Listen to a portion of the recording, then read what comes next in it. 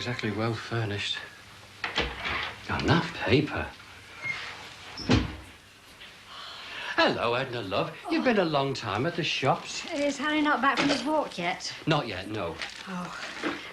So he hasn't seen that piece about Grace in the paper? Grace's obituary, no. Oh. Do you know, if ever I'm back late from anywhere, Harry always insinuates that I've been to the betting office. He's got a very suspicious nature. So where have you been, Edna? Oh, the betting office. Well, I was passing the shops. You know, Ralph, my luck's right out. Gigi's running backwards again, are they? I picked 2 horses I liked, but £5 on the first one, it lost. When I came to back the other, well, I'd only got coppers in my purse. 6 to 1 it won. I was livid. You know what you need, Edna? Yes, a bowl of hot water to put my toes in before they drop off. No, what I was saying yesterday, I think a credit account would be more rewarding in the long run. Oh, I don't know. Look, that bookie I was telling you about, open till 5:30. Would really give him a buzz now, before Eddie comes back. It does make sense, an account. Well, I'm not pushing you like Edna, but I know what I'd do if I was in your shoes. Oh, sorry. Would you like a cuppa before we have our tea? Hey, you stay put. Rest your weary bones. I'll be mother, and I'll put this lot away. Now rest. Oh, you are good, Ralph. Oh, Edna, no offence, like, but the decorating in this room leaves a lot to be desired. Have you given any thought to changing it? Well, it's funny you should say that, because Harry and me were talking about it only this morning. Well, I'm your man, then. Think about it, Edna. 2 cups of rosy, coming up.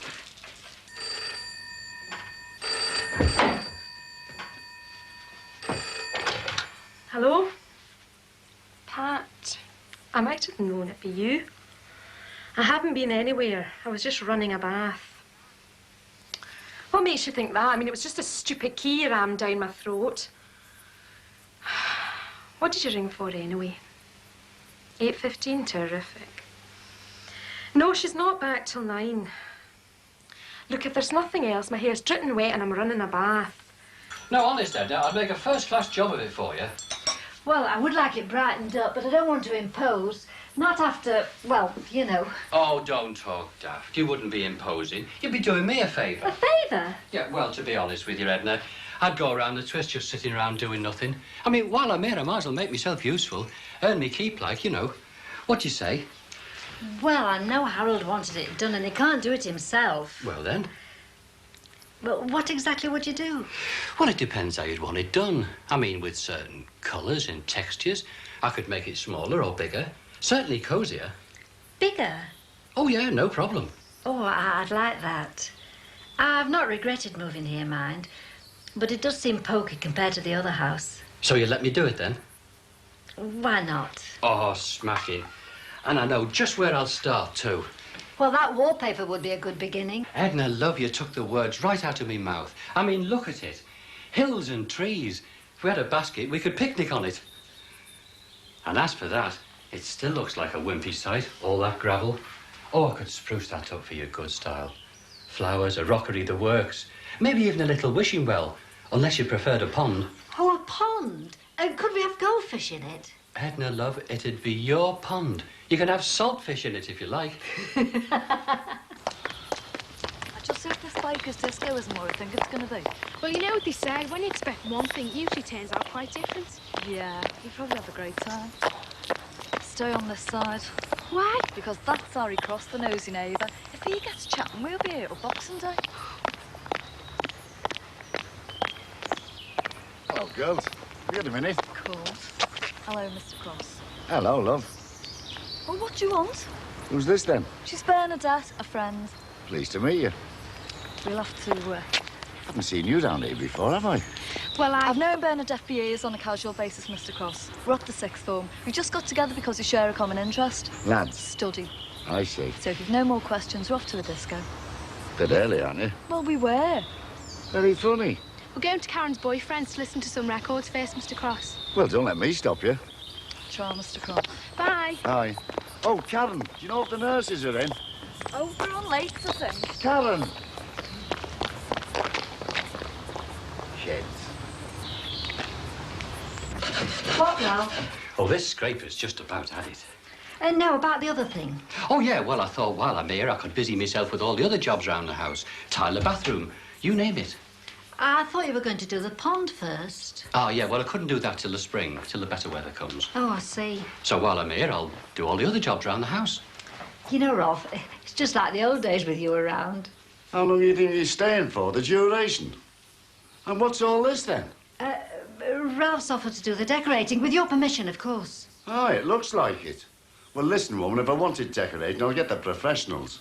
I'm as good as any tradesman, Harry. Oh, nothing personally against you, Ralph, but... And I'll do it free of charge. Nothing. Well, just the cost of the materials, which I can get for a song wholesale. I know this bloke in the trade, see. Oh. Well, that's different. Carry on, Ralph. Ralph, show Harry Grace's obituary. Oh, yeah.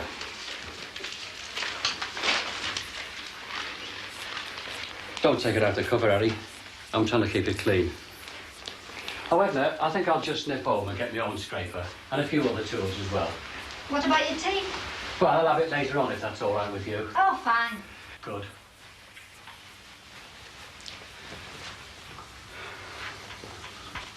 Very touching, Ralph. You've done Grace proud. Very touching words. Thanks, Harry. So Edna said. Look, we'll have a natter after about the decorating, eh? Decorating? Oh, yeah. See you later, then. I'm off, Edna. All right, Ralph.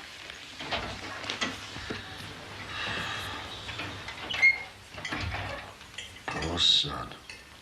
What a way to... Painless, anyway. Harold, any bread with your tea? Hey, Edna. I've just been reading about this fella. He fell asleep watching the telly, and he never woke up. He was only 66. Same age as you. Oh, shut up, will you, woman? Well, I didn't mean it. Here, forget it. Where are you going? Reconnaissance mission. What do you mean?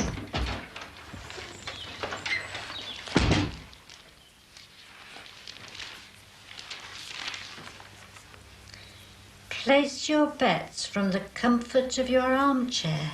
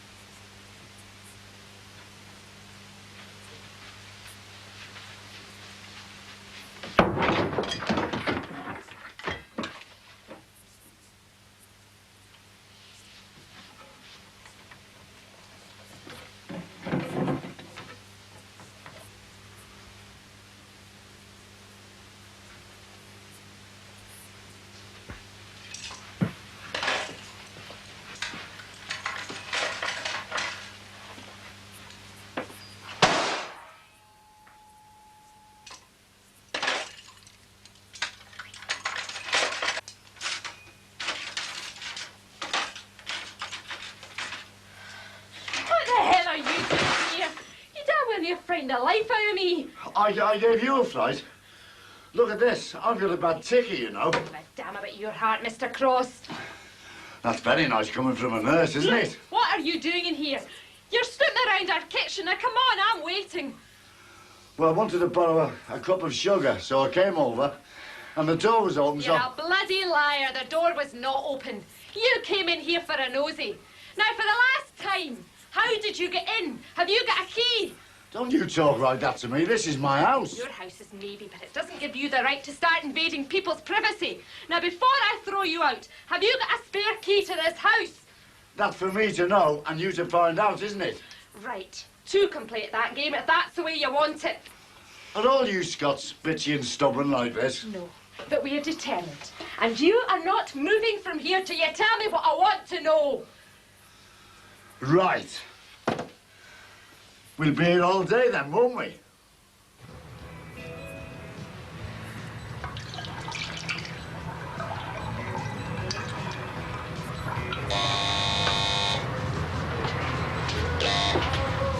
Yeah, who is it?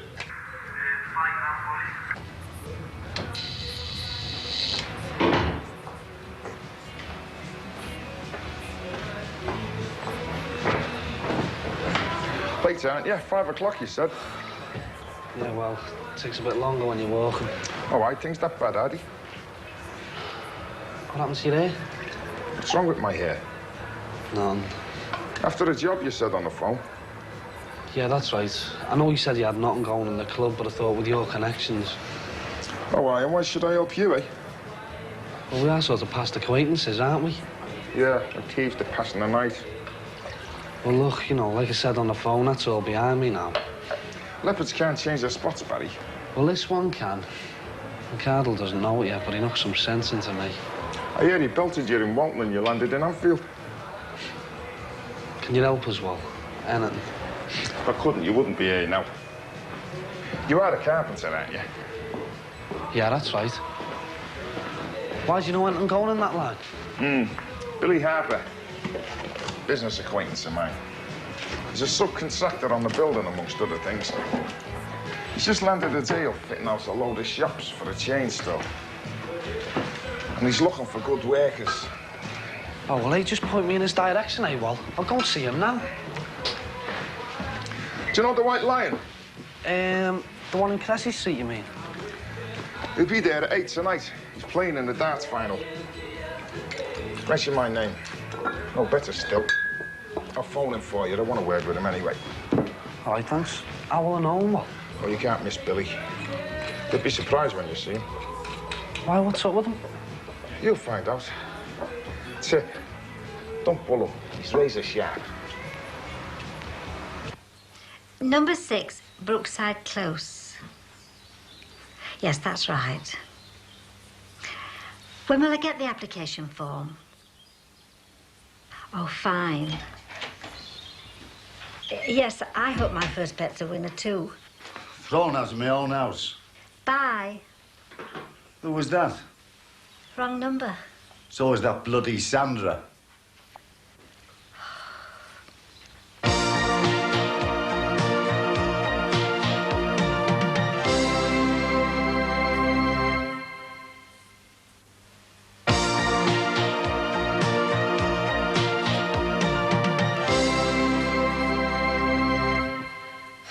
He just stood there, Pat.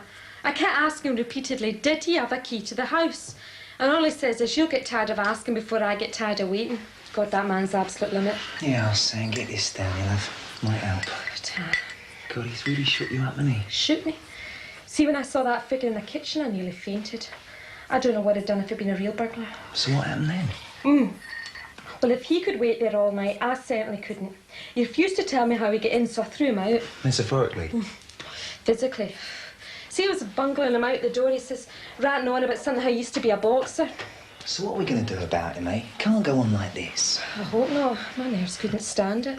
Yeah, but what bugs me is, Sam, how did he get in the first place? With a key, obviously. Yeah, I know. But how could he possibly have a key to the new lock? Unless he saw me put your key under the mat. That sounds logical to me. Yeah. Supposing he's had a spare maid. Problem now is, how do we get it back off him? I tell you one thing, Pat. You won't get it off him if you're aggressive. Oh, I know. That's a tried and tested failure. It's tactics I need, Sam. Hey, I could try embarrassing him and give me the key. Embarrassing him? How? Well, he's the original penny pincher, right? Anything for nothing, something he can't resist. Yeah. All I've got to do is dangle the freebie and hope he takes a bait. They're all young girls like you. Are you a minority? Oh, so what's your idea of fun, eh, sweetheart? Tucking your skirt down your knickers and playing two-ball against a jigger-wall, eh? Days the bowler likes the bowls, eh? What? You know what? It's just his way, isn't it, brother? One is, do like a laugh. Oh, are ya? Oh, I mean, who doesn't? Always been known for my sense of humour. And my worldly wide knowledge. Right. Don't really know it. We talked a lot of nonsense we've been in. Wow, where'd you find her, Andy? Where did I do you Oh, sticks and stones. Sticks and stones. Come Ed. Sorry. Come on, dance. Well, I did. Oh, come on. Before I say something nasty that might hurt someone. Look, nothing you can say could possibly hurt me. Look, don't think you can pull one over on me. I'll switch you out the minute you walk through that door with your nose in the air.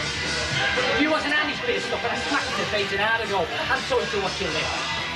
So don't try and goad me into losing my temper. Because it won't wash. I don't lose my cool that easy. Hey, do you know why they call me Bomber? Well, do you? No, but I guess it's because you look like you just survived a nuclear attack. Don't say you haven't heard it. It's a stayer. Come on. We're going to hear a lot more of it as it climbs. Now for you giants of heavy metal. Well, thanks for your support, Andrew. Here's Mike, though. You have been having a go at him. I never me, and you. You haven't said boo. Look, he's my mate, isn't he? And what am I? Eh? No. Do you fancy a dance? Not right now, thank you. Now, look, don't talk in riddles. What if she was in a bathrobe? Now, listen, Mr. C, it was very embarrassing for Sandra. Oh, I've got it now. Well, on your bike. Do you hear him, Edna? He's putting a slur on my good character. He's not, Harold. No, look, you've misunderstood me. I implied nothing sexual. I mean, like, he's well past that sort of how do you do, aren't you, Harry? I thought you were stripping. I didn't know that he'd been in your house My house? till he came back. Now give Pat the key back. Oh, so you have got a key then, Mr. C? Big mouth. And the way he got it, he took it from underneath the doormat. Judas. That's the last time I'll confide in you, woman. Now, you going to make the tea or what? Oh. And you're still not getting it. You had no right to change that lock without my permission. I'm the owner, and I've got reasonable access. So you know what you can do, don't you? Yeah, on reflection, you're right, Mr. C. I'm being, well, obstinate. Eh? Well, as you said, it is your property. You should have a key. Look, I'm sorry I've been making a nuisance of myself, especially to a man in your delicate condition. Anyway, I'll be getting back to the house now. Hey, hang about. What do you mean, a man in my condition? Well, I don't want to alarm you, like. It's just something the girls and I were discussing. Go on, then, spit it out. Well, we were thinking it might be a good idea if we had a key to your bungalow. Behave yourself. What for? Well, we thought, what with your bad art, I mean, say anything happened, God forbid. We'd hate to think of you all alone in a bungalow calling for help and Sandra and Kate stuck outside and able to get in. He's right, you know, Harry. In the time it'd take to smash your window and get to you, it could be too late. Well, I appreciate that, Pat. Well, you are a neighbour, Mr. C. If you're ever in need of the girls, just you say. That's very thoughtful of you. There you go. Oh, Tsar. Listen, don't worry about paying for the spare. I'll pay. Well, to tell you the truth, it'll cost me nothing. There's this guy at the hospital who used to be a locksmith. I can get as many as I want, pay for nothing. Well, maybe you can get a spare one for the bungalow, for Ralph. Yeah, OK. In fact, I'm getting a spare each for the girls, because this guy who makes them is leaving the hospital on Friday, and we thought we'd stock up while they're free. Tell you what, then. You can get a couple of spares for the house. I'll tell you what, Mr. C, you never miss a trick, do you? No, son. Never. Hello? Speak to Wally, love. Wally Peake, your boss. It's Barry Grant. Yeah, I know we'll be busy. Yeah, I'm sorry. I didn't mean to. Look, could you just get him for us? Tell him it's important. Yeah, thanks a lot.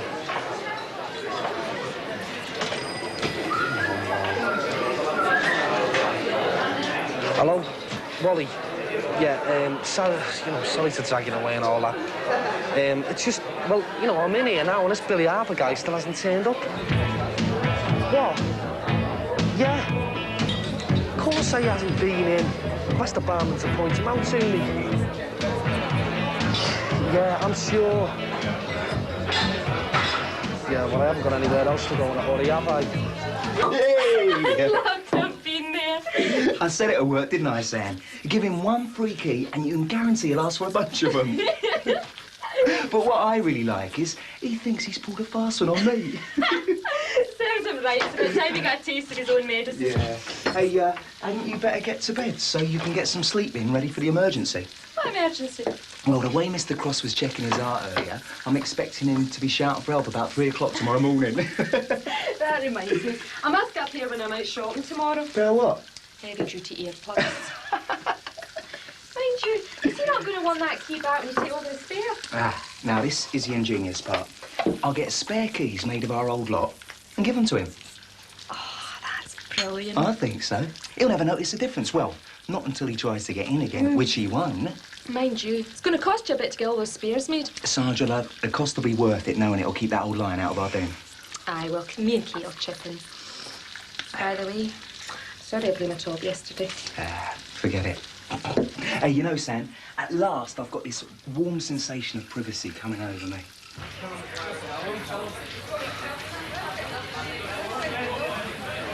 Barry Grant. How do you know? Barman. He said you've been sitting here for the last hour biting your nails. Yeah, whatever you. Billy Harper, as far as you're concerned. Yeah. I often have that effect on Caucasians. Well, he said you were sharp. He said you were a good joiner. Yeah, I am. Look, before we go... To quench your obvious curiosity, no, Billy Harper isn't my given name. My real name isn't important to you. Yeah, well, I suppose that's your business, isn't it? Exactly. Well, I've got a darts final in 2 minutes. A silly weakness of mine. So I'll get straight to the point. I employ white people for one reason only, because I'm a realist. They fit in with the respectable image of my companies. If you work for me, you do so under my terms. Terms you'll find profitable to both of us. You won't deal with me, but with Mr. Williams, my general manager. Is this all above board, eh? I mean, there's insurance cards and that, yeah? You're obviously not as desperate for employment as Mr. Peake informed me. Goodbye. Hey, no, hang on. Look, I am desperate for work. And I am reliable, Billy. What do you vouch for that? Mr. Harper, if you work for me, and if you do, when I shout, you jump. Now, what's my name? Mr. Harper. When can I start? Tomorrow, if you like. Yeah, well, that's fine by me, Mr. Harper. But not by me. Ring me on Monday. I'll see if I can accommodate you. Hey, but I need to know now if I've got a job. Monday, I said.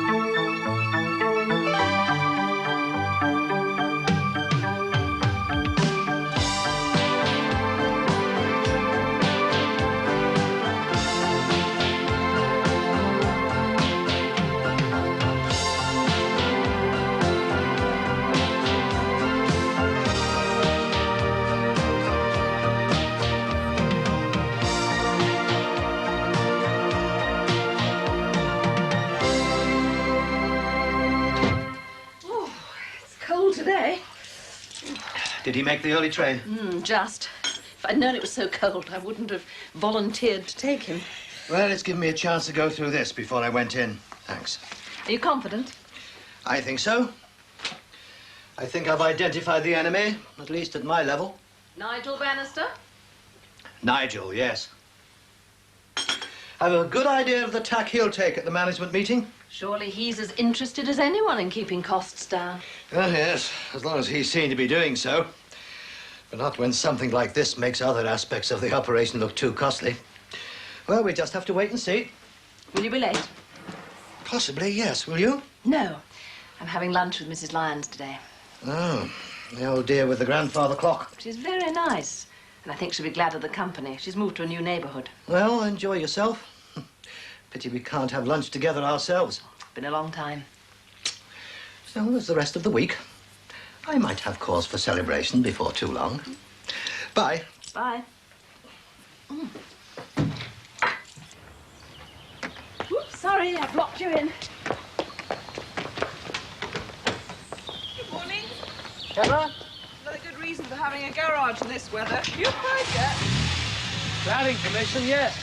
Can't wait for mine to be built. You've seen that? Had a knock? No, it was done the other evening, just about the time I refused to pay up to some so-called carol singers. Oh, the damn cheek. Heather's car's been scraped. Deliberately. Oh, how awful. Telling Paul, you ought to think seriously about getting a garage. This morning, I'd rather talk about central heating. If you'll excuse me, Heather, I really must dash. I want to make a phone call before my friend leaves. Bye. Bye, darling. Bye. Perhaps you could come in with me. Sorry? I mean, with the firm who are building my garage. For the moment, I thought you were offering me a lift. No, it makes sense. If we order together, then we can save on delivery and erection costs. I could phone the firm today. Well, I'd sooner not just yet.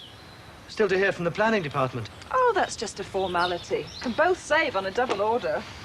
Look. That's the firm. I think they seem pretty good.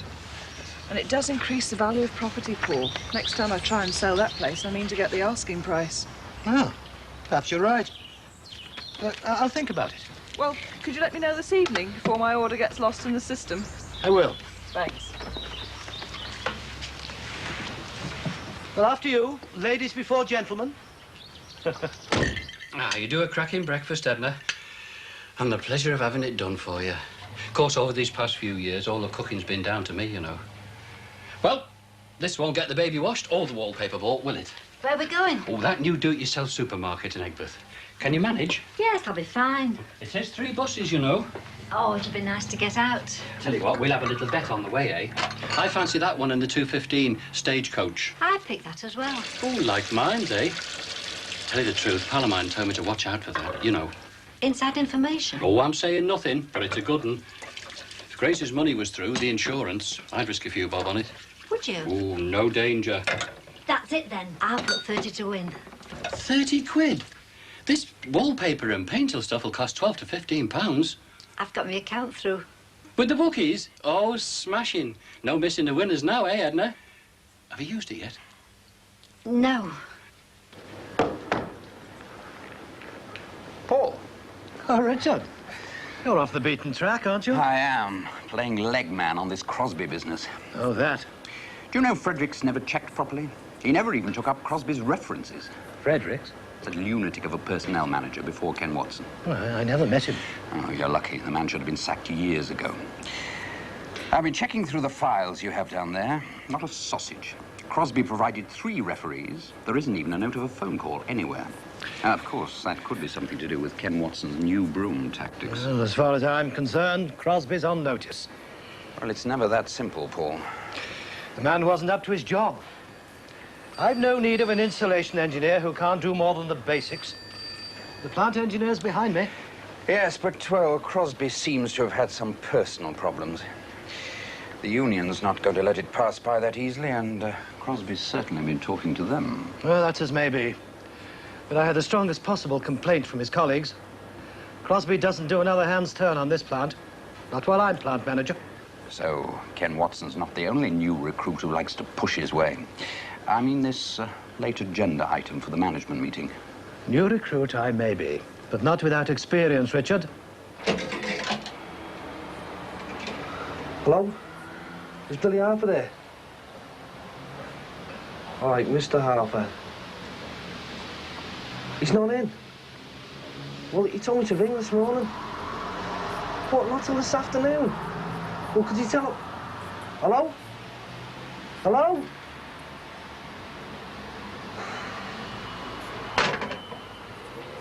It is odd that the year before last, management consultants could find no fault with our maintenance setup.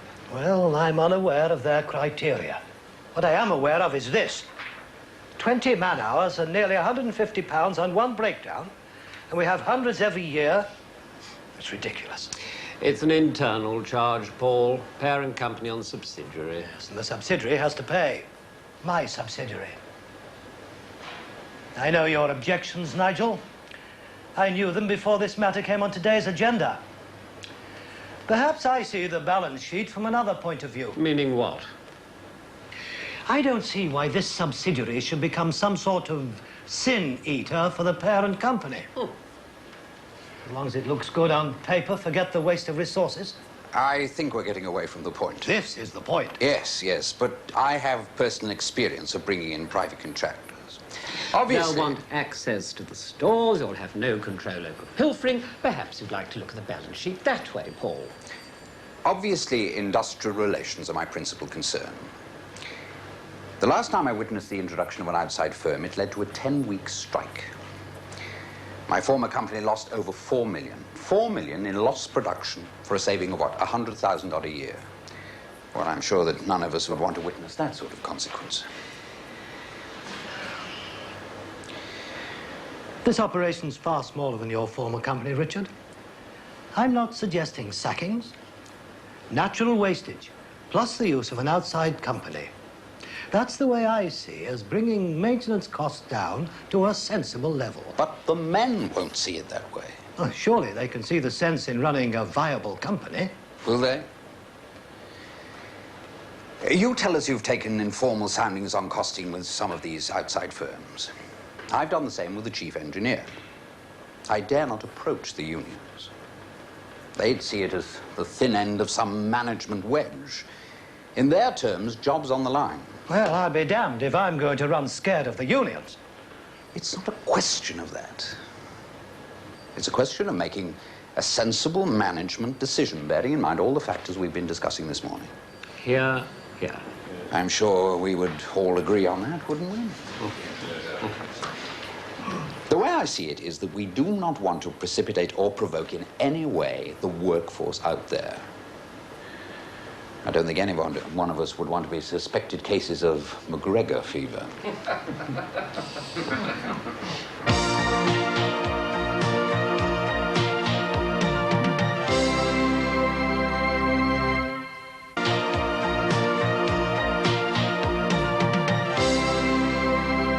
I've been hanging around for hours. Can't you tell me if I've got the job or not? What? Another 2 hours? Is that definite? Yeah, all right.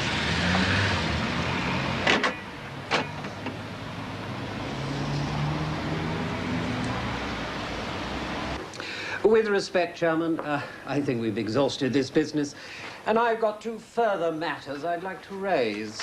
Yes, Paul's impressed us with his detailed figures, but he still hasn't told us how he plans to get his proposals past the union. He won't.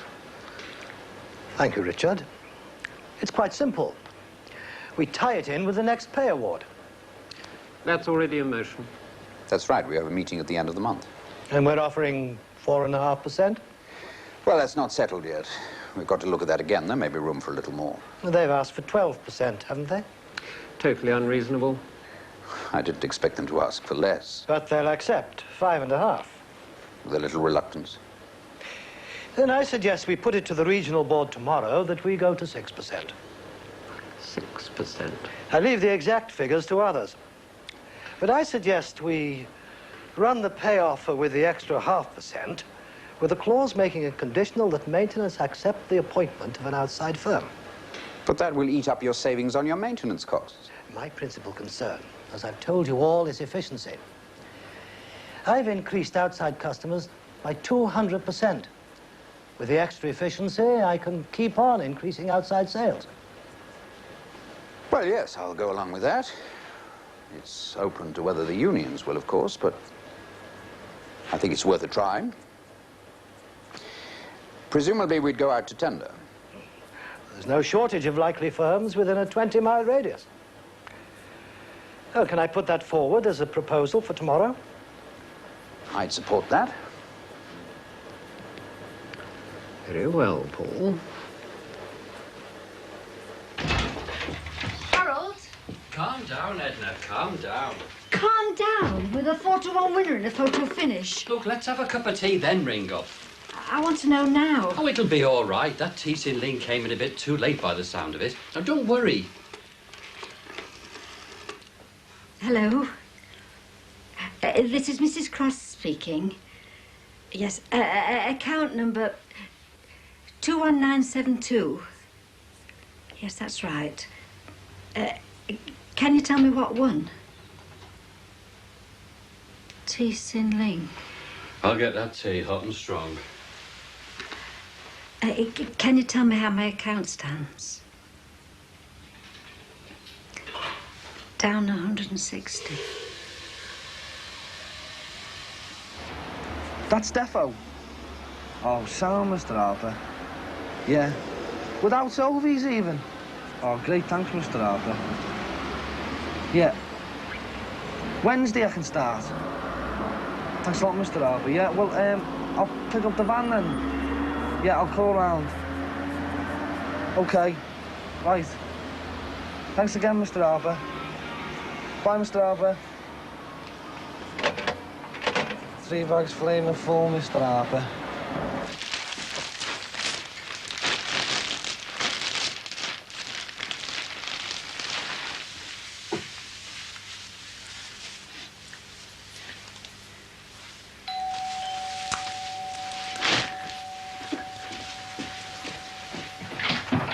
Hello, Paul.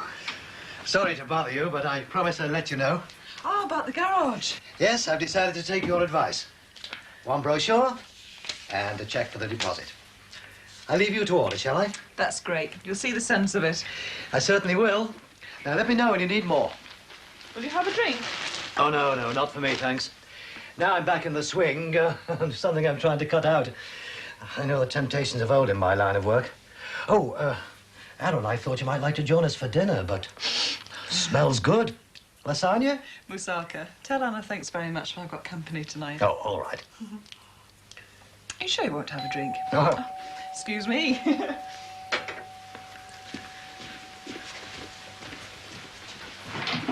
Hi. Hello. How's my favourite accountant? You've met Paul, my next-door neighbour. This is Dr. Starr Griffiths. Pat Hancock's party. Yes, that. Yes, your wife was the one. Yes, Annabelle. Well, I think I'd better be going. You sure you won't stay and have a drink? Good idea. No, not for me. I'll go while the going's good. That's what I said when I left the hospital. I haven't picked up any wine, sorry. Oh, don't worry, I've got plenty. Thanks for letting me know about the garage.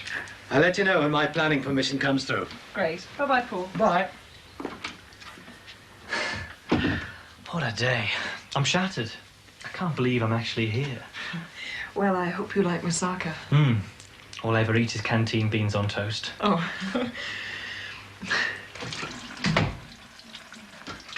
Well, 1 garage ordered. Well, I hope it's all right. Not like the Cross's fence. If it is, I'll write to Robin Tate's ratepayers. Is she coming over? No. She's got far more interesting company. Really? That young doctor. I met him at next door's Halloween party. Don't think I remember him. Mm. Anyway, glad to see that she's... Well, she's been a bit depressed lately. Long time since her marriage. Well, I just hope that she can find... Yes, I know what you mean. She deserves a little happiness.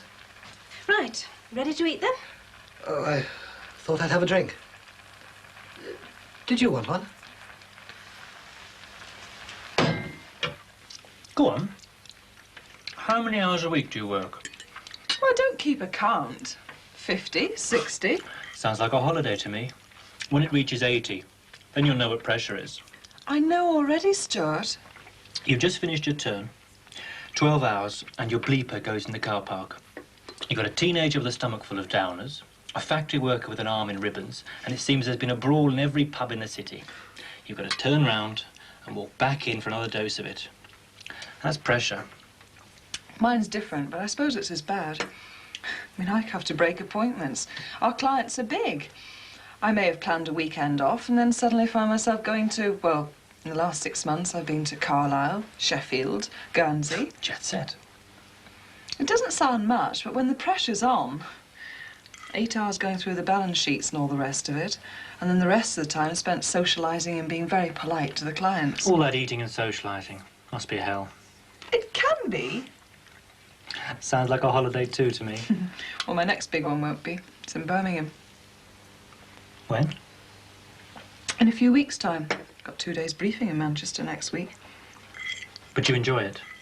Oh, yes. No regrets of joining the big time? You think I'm silly? Silly? Health grounds. Since I started to work at H&D, I've put on pounds. It's not that I don't think about exercise. I do. It's just after a hard day's work, I'm just too tired. Well, I know all about that. Dedicated to health, that's me and my colleagues. But we're probably the unhealthiest lot in Liverpool. Well, I had to buy 2 new dresses today. Had to. My others wouldn't fit me. But you missed the spectacle. That's your fault for being too early. You look fine to me as you are. I'm not fit. Excuse me.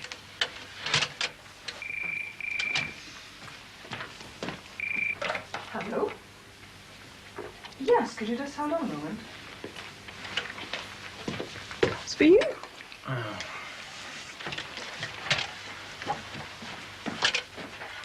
Hello? Brian? What's wrong? Oh, God, yeah. Yeah, OK, I'll get down. Yeah, see you. I've got to go back. Blood and guts on the East Lancs Road. But you can't. You're too tired. I saw it the minute you walked in. Like I said, that's pressure. And what use are you going to be to anyone? You're worn out. It's the job, just the job. Did you make this? No, Mrs. Lyons. Oh. Lyons cakes, eh? Sorry? Oh, very funny. Was her father called Joe? Really, Paul, you shouldn't make fun of her. How's the new house? Is it on a corner? Really, Paul. She's a lovely person. Very wise, too. Well, she made me think. Think?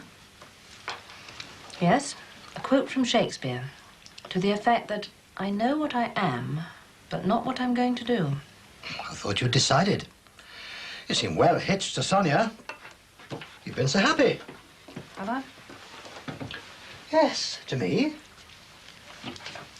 It seems such a vulture's trade, Paul. Well, I know it's not, but I don't know, I feel like a dilettante. No purpose, no reason. I think I've offered Sonia all I have to offer her, if I ever had anything to offer. Well, you've got your career, and I feel like I did months ago. It's just luck, Heather. Fate and all that. I wouldn't normally walk out on an evening like this. Not that I ever get them. It was good. I'm sorry. It's all right. I understand. I'm off then. If it's not too late, I'll ring, OK? Yeah. Bye-bye. Bye.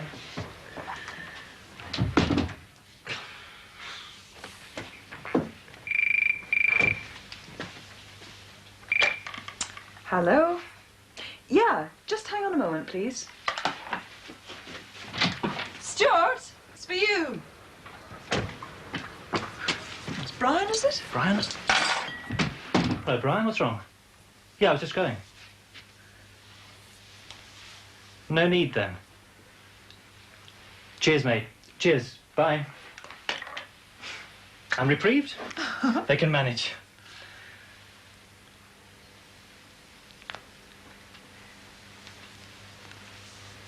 Would you like some pudding? It's only fruit tart. With cream? Yes. Well, if you don't mind, I'll watch my weight, too. Yeah, I'll pass on the fruit tart as well. I'll wash up. The exercise will do me good. No, you won't. I'll do it. The meal was lovely. I should help. You just sit down there and talk to me while I do it. It's a deal.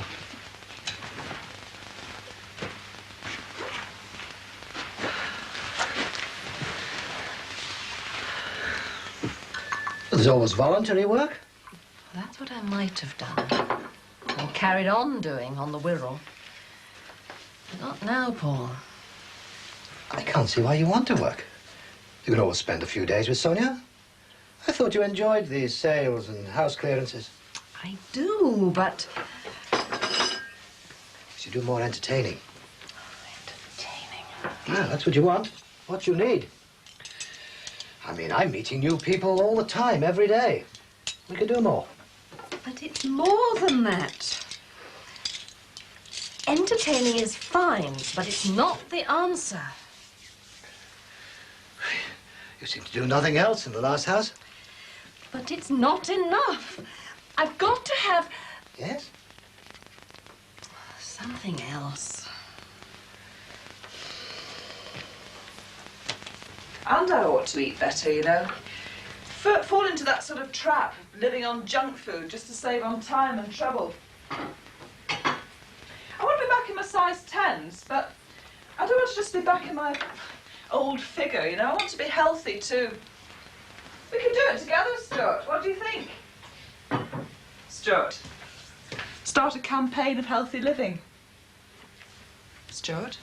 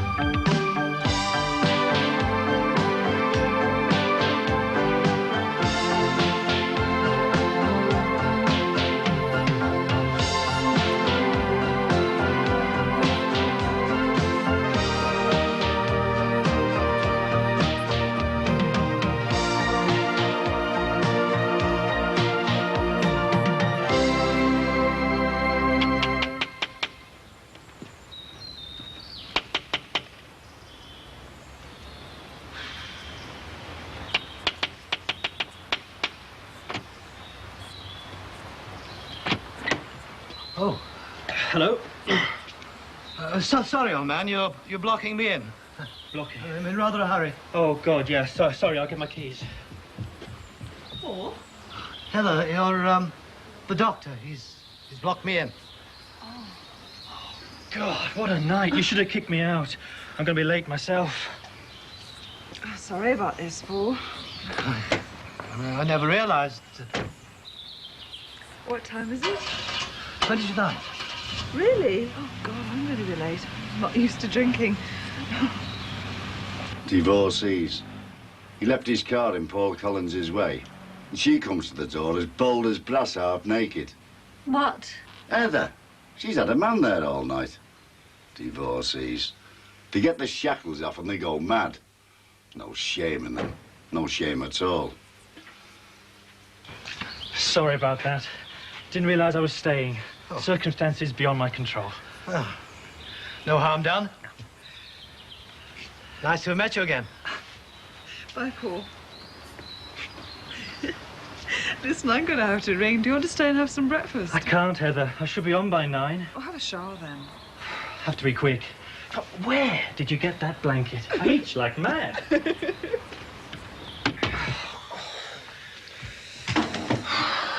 you want to go? Hey. No, I don't. Don't you think you'd be better off at home, lad? I'm all right. Me and Madge. We could keep an eye on you. Well, I'll be with him. I think he should be at home, Michelle. It's very kind of you to offer and all that, but the state he's in, he should be at home. It's all right. I'm doing nothing. But your sister's got enough on her plate. Well, she said it's all right, and it is. And what about the 2 kids? We're all away at the moment. When they come back, it'll just mean me sleeping on the sofa. Unless I decide to squeeze in with the bionic man. Shut up. Are you sure you'll be all right, son? Yeah. Well, I hope your mood improves. Give us a shout the he gets on your wick. I will. And I'll lock him up in our back bedroom. Anything I can get you, lad? No, no thanks. Oh, well, I'll leave you to it then. Well, I'll see you out. I won't be a minute. Oh, another thing, love. If you get fed up keeping on the settee, give us a shout, and I'll send Marge home to her mother's. See you, son. See ya. Oh. Where's me paper? I'm going out. What about your breakfast? Do you have to go out right now? Do you blame me? It's nearly done. I can get the same as that in Lime Street. Will you be back for your dinner? No, I can get that there as well. And eat in better company.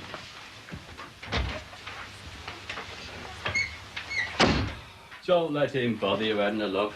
That fella's been in a bad mood since the day I met him. Hello, what have we got here? He must be nuts walking out on this. Doesn't know how lucky he is. Can you eat it? I will, Edna, love, if you'll sit and share it with us. I'm not hungry. This'll cheer you up. Polite diplomat's running in at 2:30.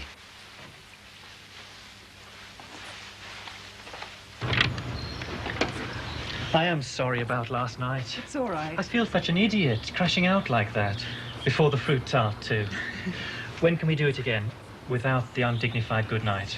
God, I'm so busy. This is ridiculous. Having to check a diary to see when I can take you out to dinner. How about Monday night? Late meeting. I've got a lot to finish off, you see, before I go to Manchester. Friday, then? Then I'm in Manchester. I'll be back on the Sunday. Sunday? What's that? I think I'm covering for half the hospital rugger team. Well, shall we leave it that we'll phone? Will you get any time off in Manchester? Little, perhaps. How about lunch that Friday? In Manchester? Why not? Otherwise, it'll be weeks before I can return the favour. You don't believe me? Well, I mean it. You'll come to Manchester? No, I don't. That's it, then. I'll come to Manchester. Which hotel is it? Oh, I don't know yet. I'll give you a ring. Do you know a restaurant called the Film Exchange? No. Well, I'll be there about 1 o'clock. Look, sorry, I must go. Stuart, I'd never heard of it. Well, neither had I till yesterday. We'll find it.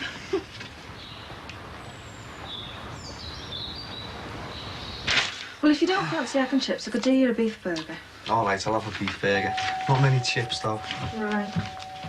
Do you want onions with it? No. Come to see Sally. Well, he's not well. I know he's not well, that's why I've come to see you.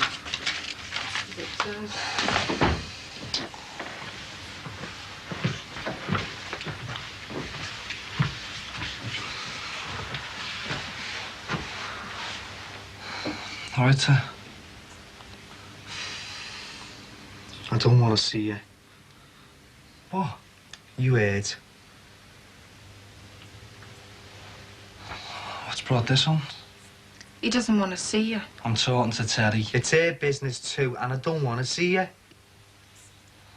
Why? Why? Because of all this. Look at the state of me. I can't even get myself to bog. And look at you, walking around like nothing's happened. You haven't even been to see him. I would have done, but I mean, But what? Don't want to know. It wasn't me who wanted to tell her busies, I don't want to talk about it. Haven't you done enough damage, Barry Grant? Shut up, Michelle! Why should I shut obey? Look at him! It was you that got him like this, you! You're just like your Marie, you are. Yeah, well, perhaps I should be more like her when it comes to you. Just go away. Yeah, get out. It wasn't my fault, Terry. I mean, we were in this together. Get out! Get out! Just leave it. Just get out and don't come back! Anne-Marie was right about you. You're bad luck. Our pet, everything goes wrong, and now this. Just get out. Terry, I'll come and see you when you fit me. No, you won't. We don't want to see you again, ever.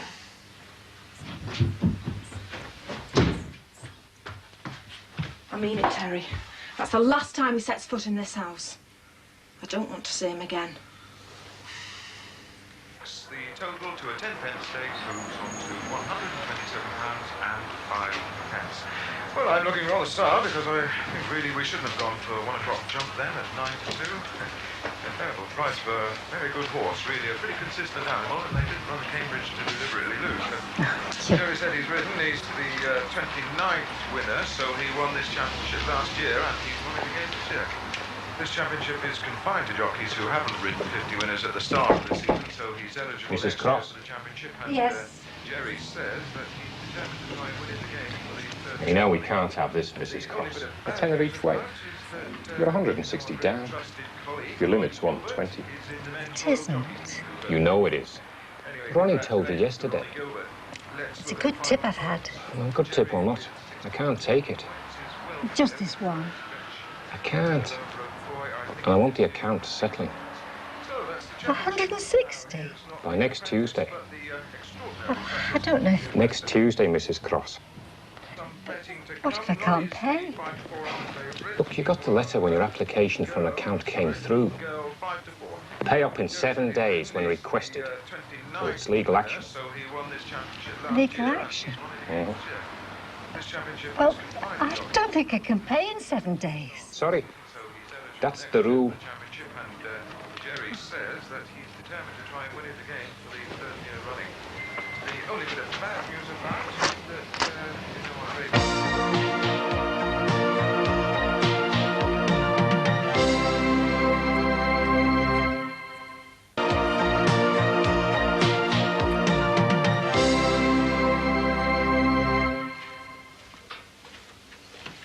that, Olive. Thanks, Mum. God, blimey. What? Where have you been staying? Hey? You stink. Well, like I said, Mum, nowhere special. Why don't you have a bath? Can I? Of course you can. You don't have to ask that.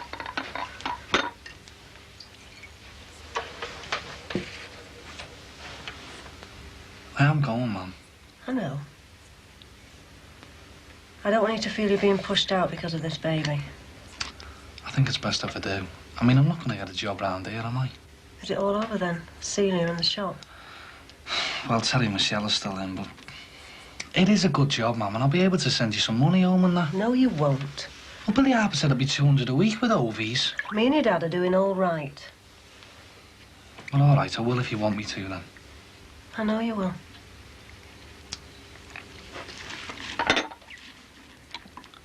It's not what you think it is, you know, Mum. Usually me asking you.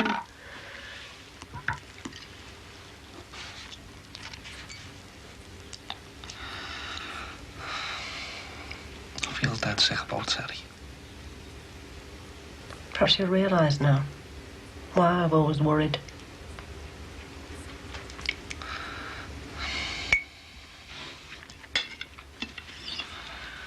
Yeah. Thanks, Mum. Go on. Go and get your bath.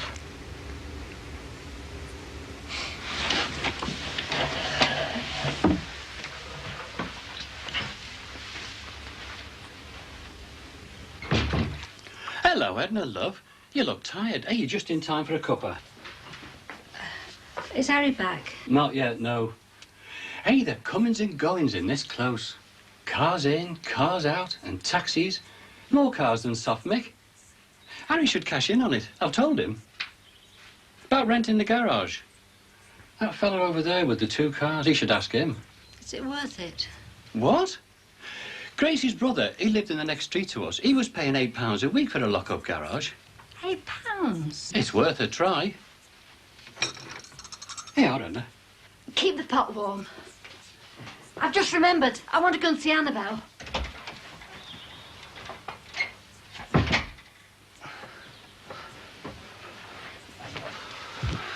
Oh, it's back, is it? All right, then. Where have you been? About. Mum says you got a job somewhere. Yeah. Away, innit? Wolverhampton. Yeah. How much? Never mind. Damon, what are you rooting for? Your season ticket. Oh, that's very nice, that is. Oh, come on. I can't afford one, and you won't be needing it for ages. Go on, and you can use it. How much will you get? Enough. I've been writing trying to get a job for ages. Not a thing. You'll have to go away, Day. Nah. Linda won't let you, eh? Well, it's not that. I mean, I don't want to leave her. I just have to wait till I get something round here. You don't mind if I take these as well, do you? No, you can have them as well. Honest? It's just that, well, we're having a kick around with the floodlights and...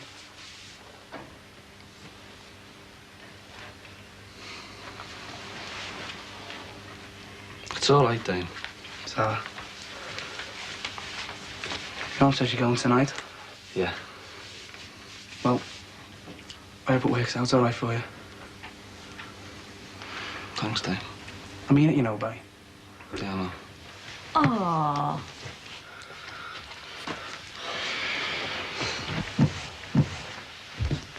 You'll never be out of work, will you, Karen? I don't know. What, the brain of Brookside? It'd be funny having a baby instead of you. Why, what's the difference? Well, over at Susie's house, their Jeff's got a new baby now. Him and his wife are living with them. And here it's me mum and dad. Yeah, well, it's too late for me to be bringing a baby into this house, isn't it? Been beaten to it. So I'll finish with Celia then. Yeah. Thought she might have got you settled down. Settle down? Thought you were the women's live one round here. Well, you know. I liked her.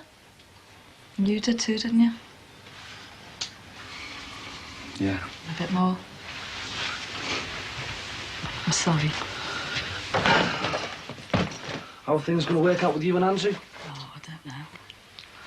I'll tell you what, get yourself a real clever fella at university and save him for when you come home and... Do us a favour, will you, can? My mum's still worried about this job and so if she starts going on, put it right for us, will you? Yeah, I will.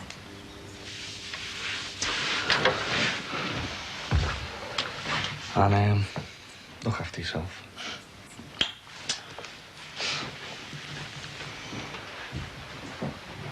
But Paul does have plans to buy a garage of our own. But renting's cheaper, much cheaper. Well, I don't know. I think he's got all that in hand. Oh, sorry, there's my phone. You could do what Harry did with the nurses next door, a lease. Really, You could pay a few months in advance. You've no need to go to a solicitor or anything like that. I could do it. Really, I ought to answer the phone. How much a week did you say? £6. Well, I'll have to ask Paul about that. I'm not sure where he's up to on this.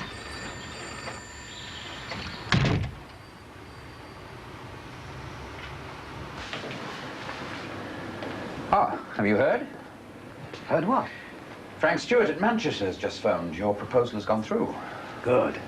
I'll want a meeting as soon as possible. Oh, certainly, but not now. I promised myself an early finish.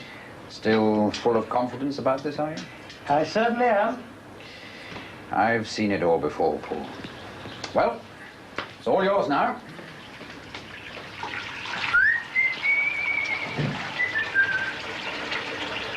I think he's so cut up about Celia. Well, I'm more worried about this job. It's all right, Mum. I know it is. Is it?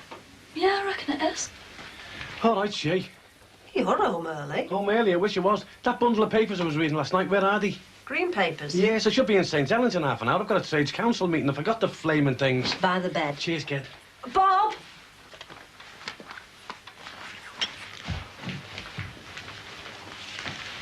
What are you doing here?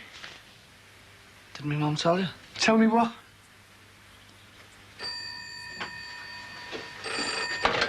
Hello? Oh, Sonia. Hello, how are you? No, I've been in all day. A persistent neighbour at the front door. Irishman? I'm intrigued. Well, I hope this isn't bent, lad. It isn't. Yeah. Well, I don't want your mother going through this lot again. Not now. The job's straight up, Dad. Yeah. Well, she's had a belly full of this lot, and so have I. And I don't want you coming back here in handcuffs. I won't. Anyway, I hope it works out all right for you. Yeah, well, thanks. Look, you know why I read up on you the other week, don't you? I was worried about your mother and you. And you were lucky this time, you know. If you take my advice, lad, you'll stay well away from them lunatics. All right?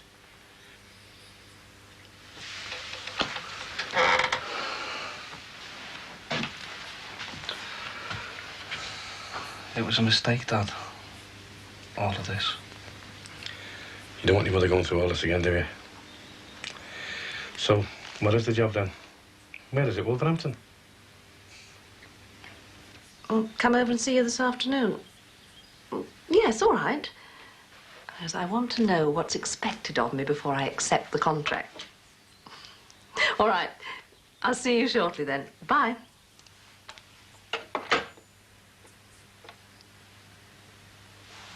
Here, put that tenner in your pocket. Oh, no, wait, Dad, you don't like... Put it in your pocket and don't tell your mother. Yeah, is this what you wanted? Thanks, love. You better get off, haven't you, if you're due in St Helens? Yeah.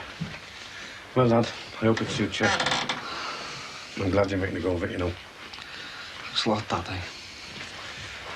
Ta-ra, love. See you later. See you, love. Barry, you haven't but a said, eh? Yeah, love.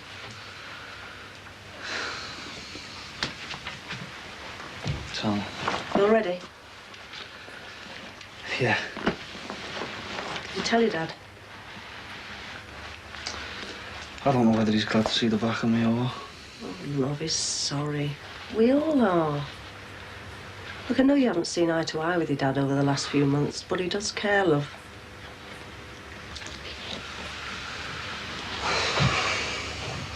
I think he's worried about you. Well, just because I didn't have the test and that motorbike business, I'll be all right.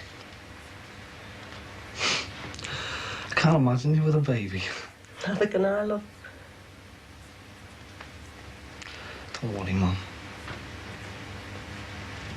I am worried. What about? Just worried. Oh, Mum. I've had you three. All smashing kids. Mum, it'll be all right. Everything will be all right. Give us a ring when you got yourself sorted out, won't you?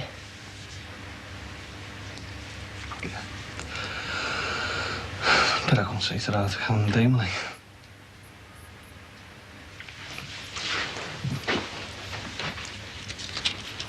Mum.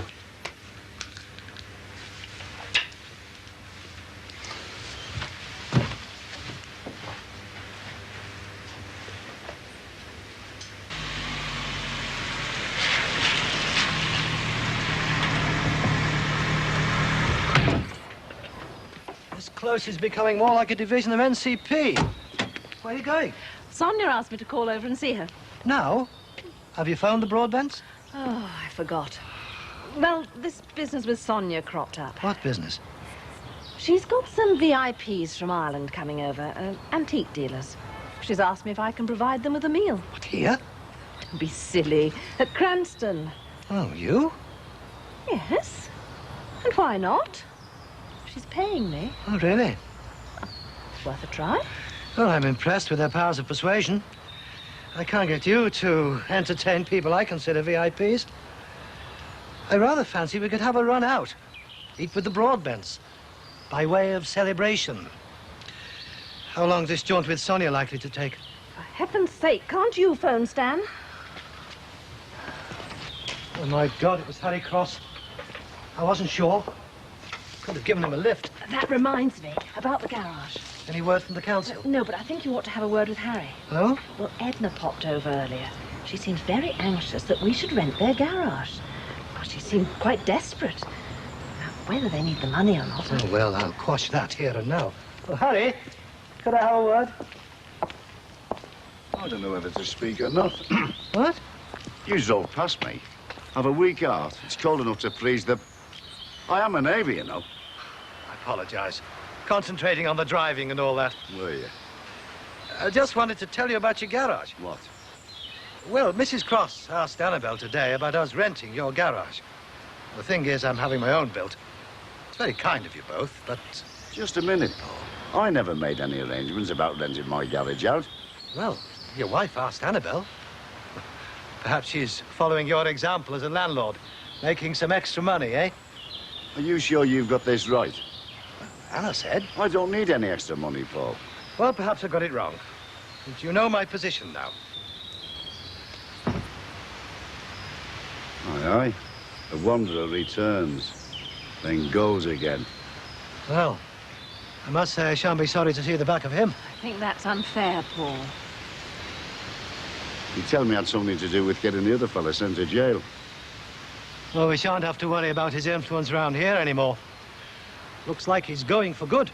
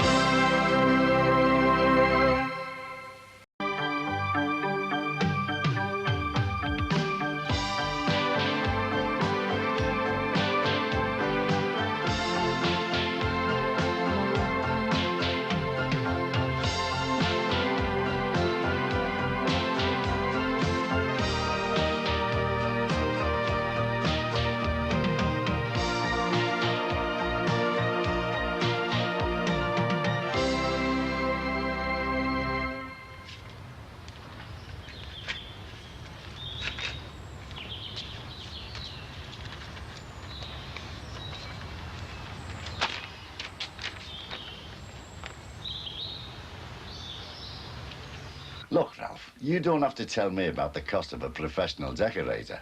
Well, it could charge as much as £6 or £7 an hour. Oh, out of my range anyway. That's why I'm so vigilant about the decor of my house. You know, the one I'm renting.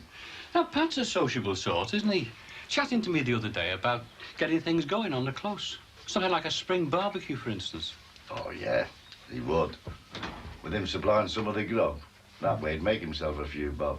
His veg is very reasonable. Needs to be if you buy it from him, Edna. I mean, I haven't got money to chuck around. I mean, no fancy extras on the menu for our friend here. Oh, that's fine by me. No, things are tight all round, I reckon. I mean, take me, for instance. The funeral sent me back a few bob. Nearly £600 to be precise. I've got all the worries of being a landlord. If there's a cold snap soon and a pipe bursts in that house, I've got to have a contingency fund for the repairs. Harry, I've just been thinking I'll do the shopping this morning. Why? Well, it works out cheaper if I go. I shop around more. What about the shopping, Solly? You'll want me to pull it for you, won't you? No, I'll manage. Besides, I'm better shopping on my own. You panic me. You never give me time to think.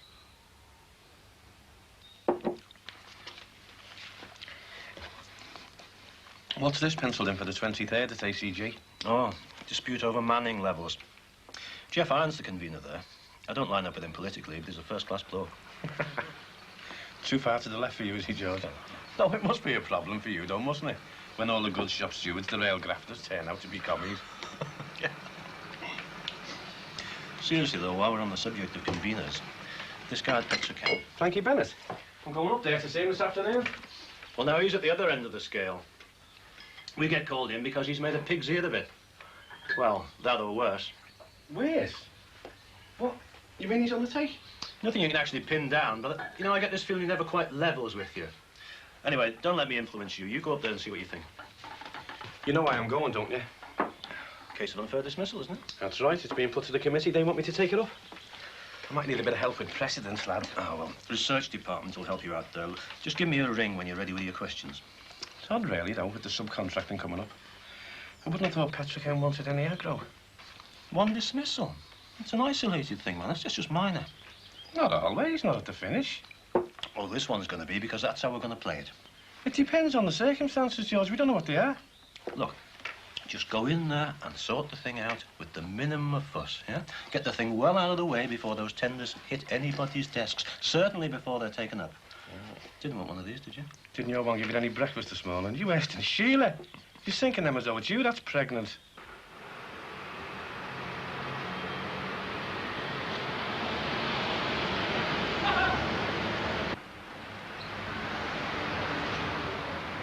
Yes, well, that's 22 carat your wedding, 18 your other. Pre-war. There were mainly 9 carat during the war wedding rings, the price of gold being what it was.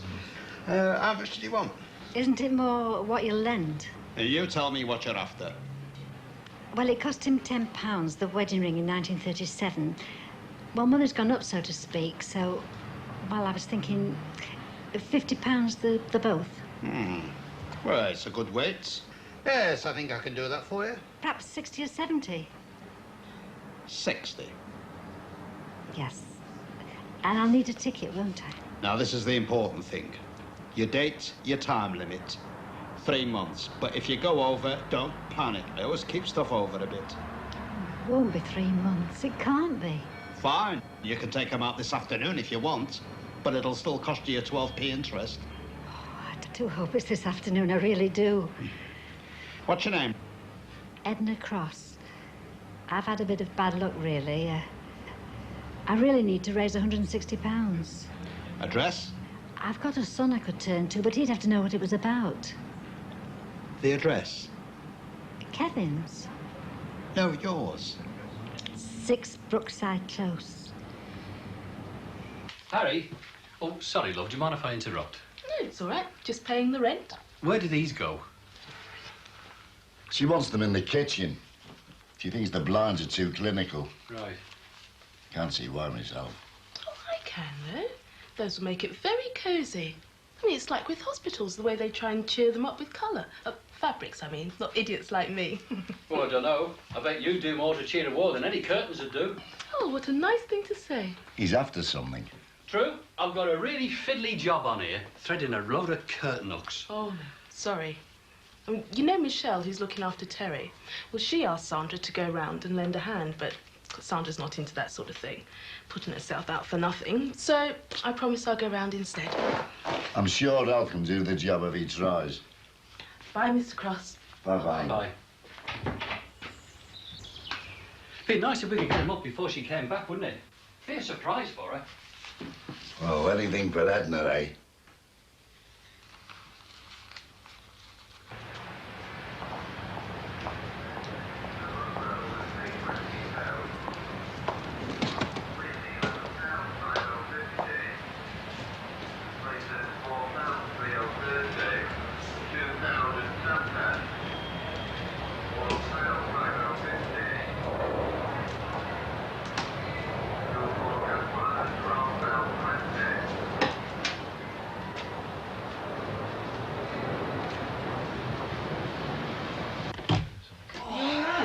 Give us a hand, will you?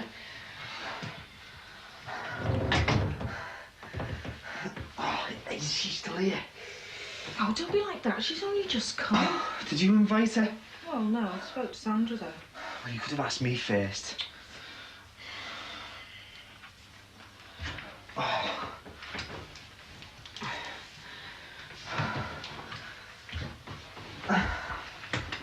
Are you okay? Yeah, it's all right. I can manage. All right.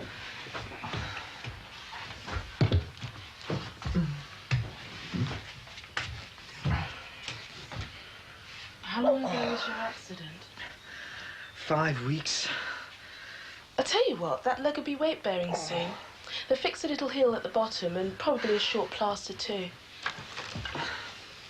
Well, he goes to the fracture clinic next week. Talk for himself, can't he? If he chooses. Which isn't all that often at the moment. Well, you make up for me, don't you? I mean, all the rabbit and you do.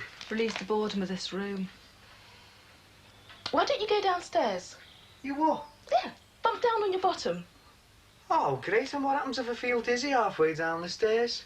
Oh, not on your own, when Michelle's around. Mind you, it'd be harder for you getting back up. Still, I expect you were fit before. I'm not now, though, am I? I feel done in half the time. All I want to do is sleep. Oh, leave him. Tea? Tea. Yeah, please.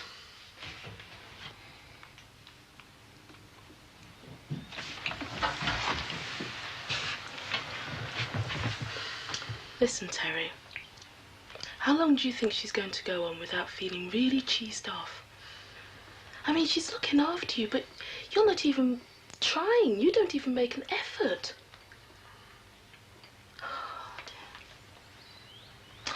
I had this patient once, an old chap. He had gangrene in the legs. Had to have both his legs off. Well, he pulled himself up on the monkey bar. You know, one of those things over the bed. What, 3-4 days after his operation. Sweat was pouring off him. 73 he was. And you're what, 20-something, aren't you?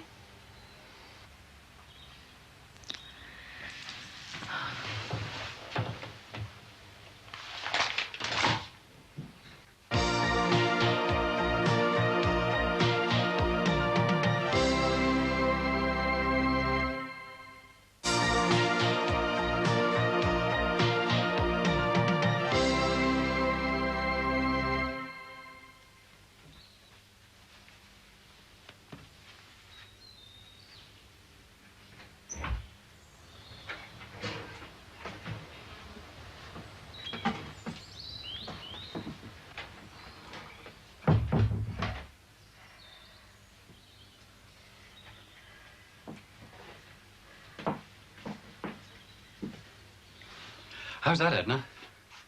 Oh, Ralph, you shouldn't have. Why? What's up? I just feel tired, that's all. Where's Harry? He's out. He's back for tea.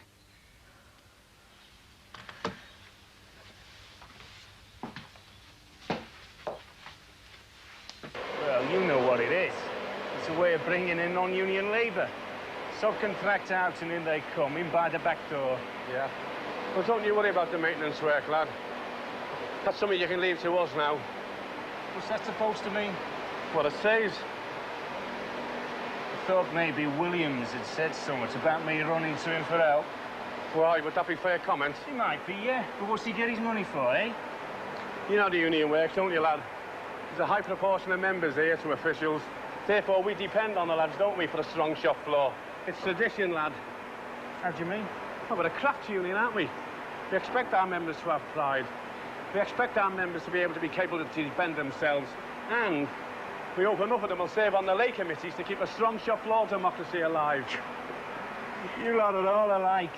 You're great at speechifying. Yeah, well, don't write me off yet, lad, eh? Let me sort this lad out first. Then you can mark me a card for me, if you still want to. Yeah, well... You've got the bare bones there. Fella's called Crosby, John. He's an insulation engineer. No bother till about 6 months ago.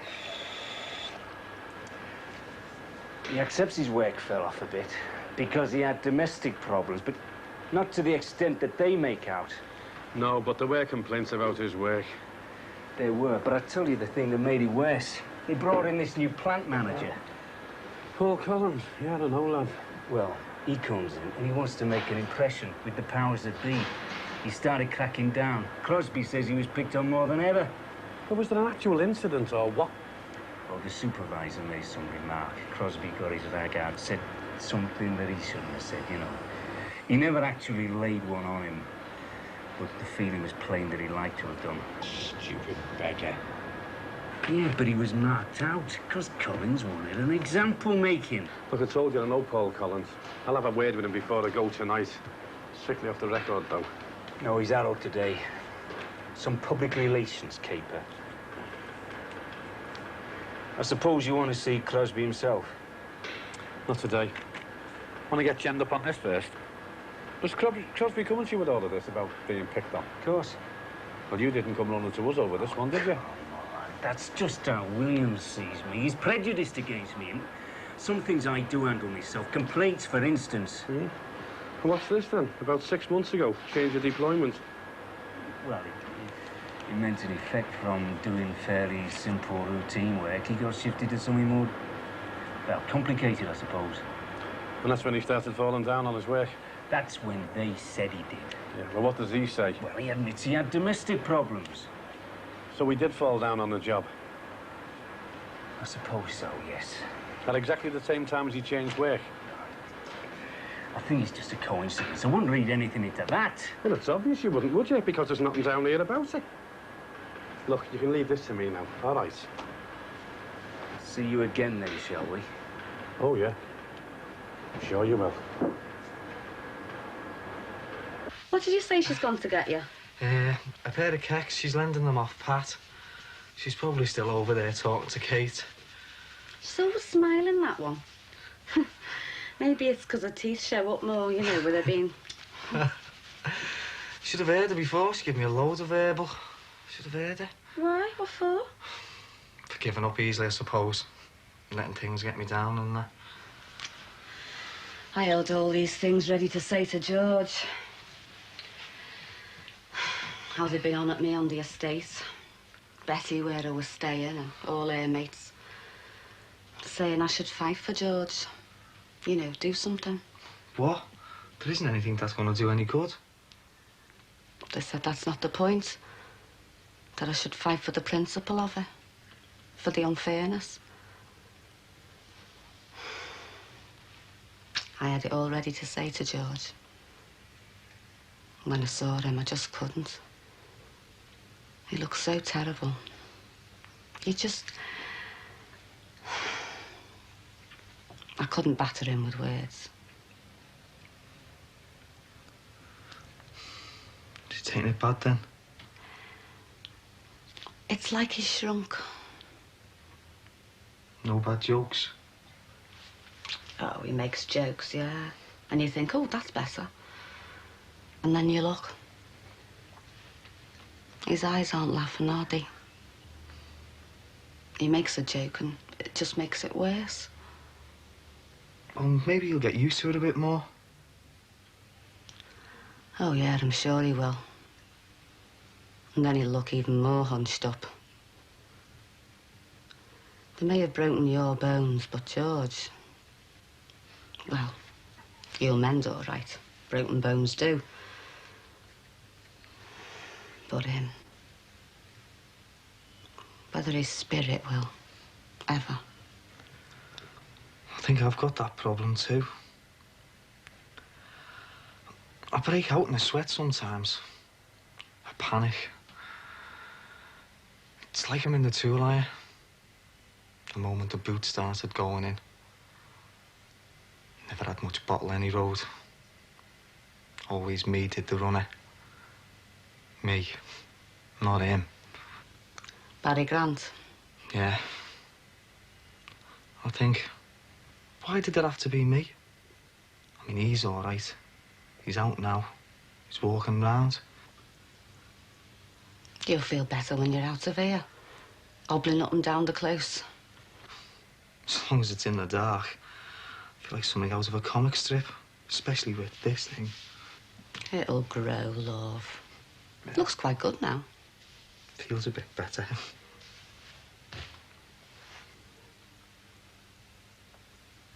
Oh, Terry. When I think of what that man's done to you, and what he's done to George,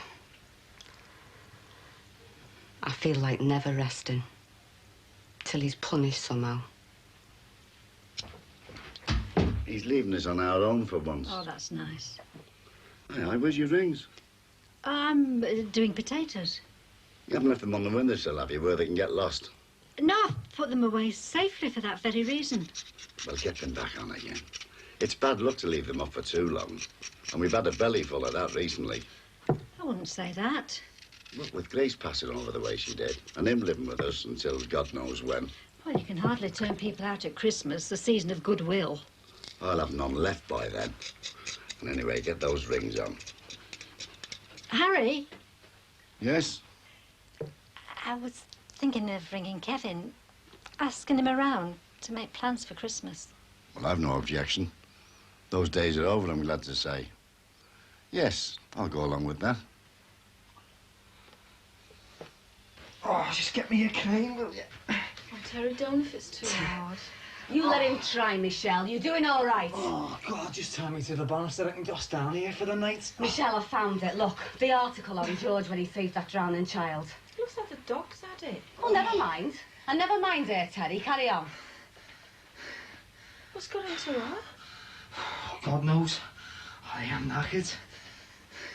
I think you'd be tired tonight. So I was wondering, would you mind if I went out with Kate for a drink? Why not? Well, I wouldn't if you minded. I'll just go and check how Marie's going to be in. Marie, I want to go out with Kate for a drink tonight. So I was wondering, would you mind? Oh, yeah, you go. Why have you got that on? I'm going to use it to help George.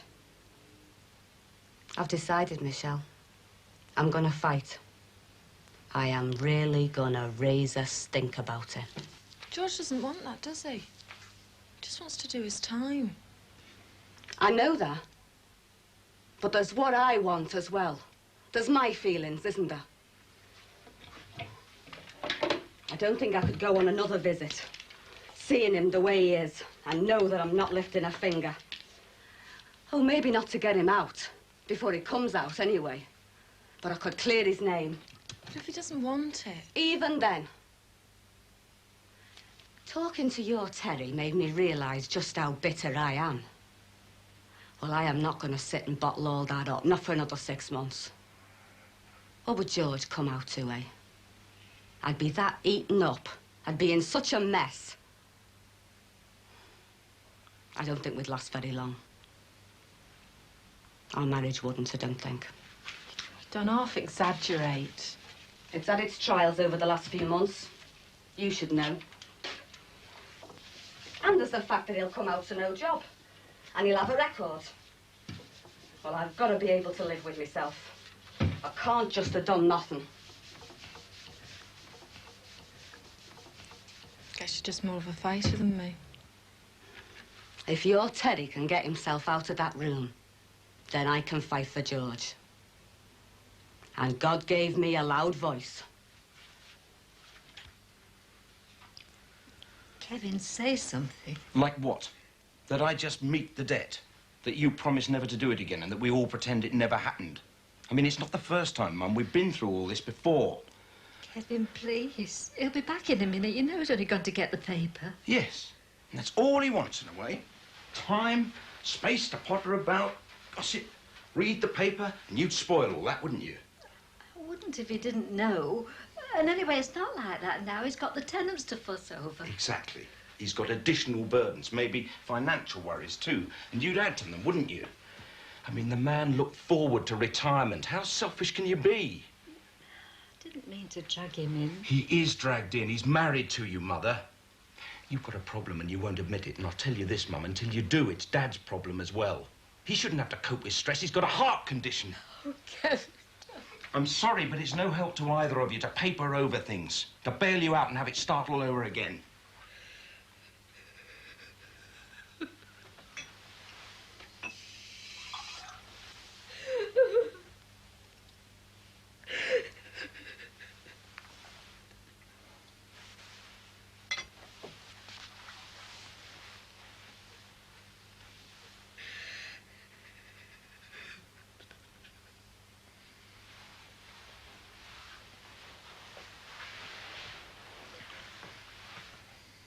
Look, Mum, I'm going to take you in the car.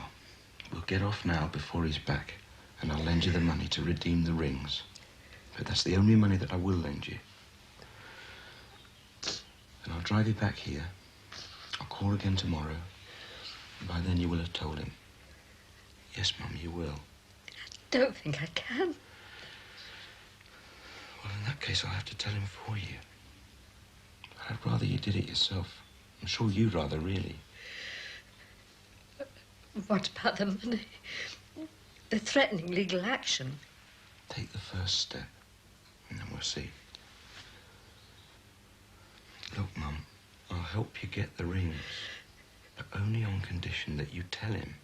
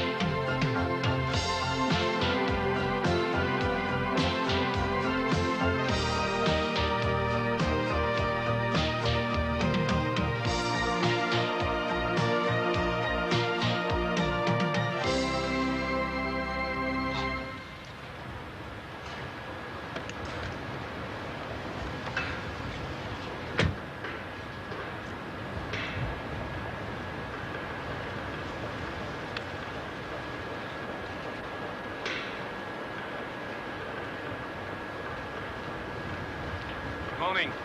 Hey, just arriving. Yeah? You? Oh, just off. Being dined a lot at the moment. Firm's keen to tender for the maintenance work. Fairly tedious for me, but I take it as a good sign. Competition will bring the cost down, won't it? Wouldn't count your chickens yet. I know there's a lot of talking to do, but I'm sure we'll be able to reach some agreement. Anyway, what brings you here? Well, I'm here to see the personnel guy. Watson, is it? Ken Watson. If it's about the dismissal or if it's fact you're after, you couldn't talk to a better man. Keeps to the point, and I respect his judgment. Judgment? He's just sacked a lad here called Crosby. Now, if that dismissal's fair, somebody slipped up. Oh, they did. It wasn't Ken Watson. Crosby was appointed before his time. And before mine, too, if it comes to that. Or he would never have seen the inside of this plant. There's strong words. You talk to Watson. I see. Well, now you know the ropes.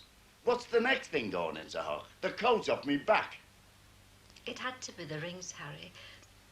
I didn't want to, but I didn't know what else to do. There was always Kevin. You went and run into him in the end. Well, you see, Harry, I kept thinking... Yes, I know. That you were going to back a winner.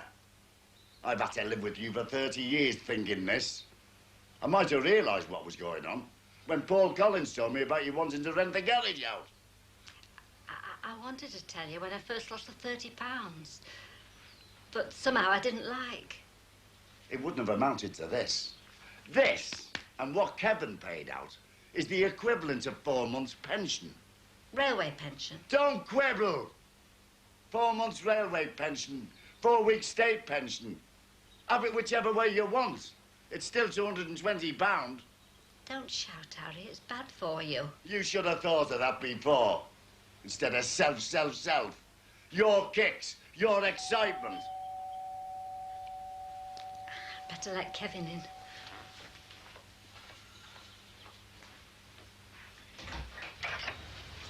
Hello, Kevin. You told him, haven't you? He was all right at first. Now he's working himself up. Oh.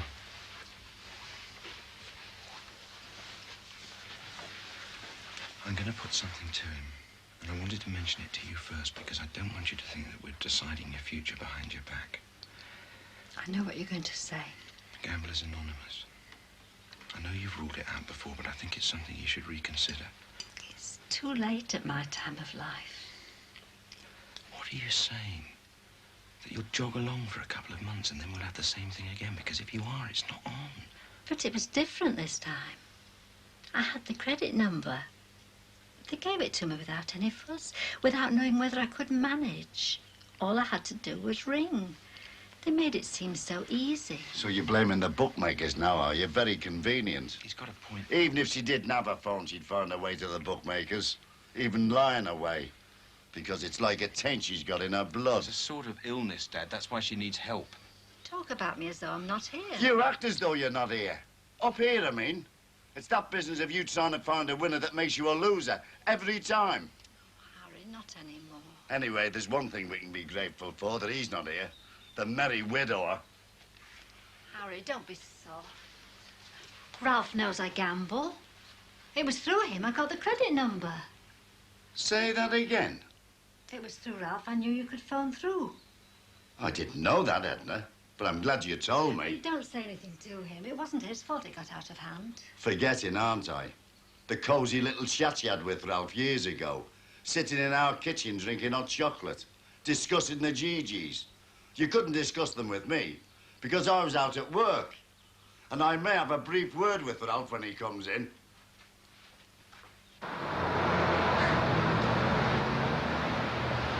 Spending again, I see. I'm working hard enough to earn it, yes, why not? I'd even treat you today. No, I said I would do it. No, I'm in the mood for spending, I insist. Fine. I'll treat you next week.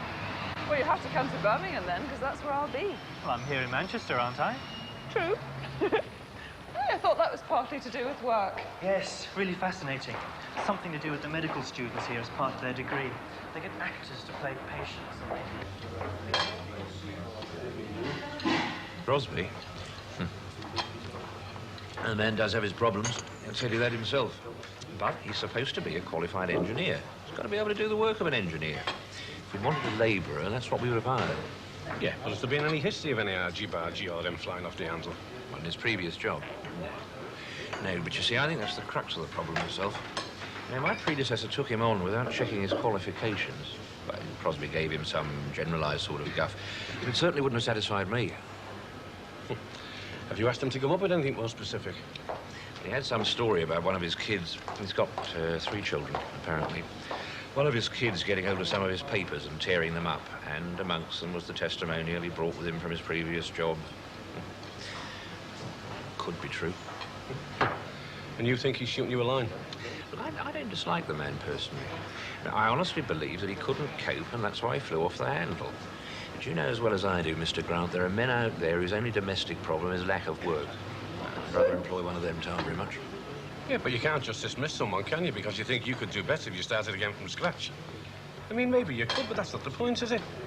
The point is he's got to have some protection. He's got you, hasn't he? Well, I'd like to think we can sort it out, yeah? I mean, without going to a tribunal, because... Because you'd rather use your muscle? Take this man back or we'll walk out. No, not rather, no. I mean, we're prepared to go to an industrial tribunal if we've got to. But if I think we've got a good case, well, there'd be no need to, would there? Shout if you want anything. Thanks for your help, anyway.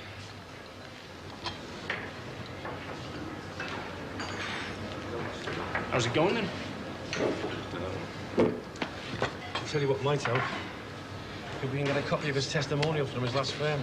The one he said the kids tore up. Water under the bridge is his record here that counts. Look, I know that, lad, I know that. But they don't seem to think there was one. But of course they would. Look, it'd help us if he could get a copy, wouldn't it? Might bolster their confidence in him. I'm not sure what Crosby would think about that. Neither am I till I see him tonight. You know why your dinner's gone cold, don't you, Frank? Because your eyes have been out of match dose while I've been over there talking to Watson. I've just seen you and him hobnobbing like that. I mean, you wonder whose side you're on. Who, me, Frankie? I'm on the side of the angels, lad. I'm in nobody's pocket but my own.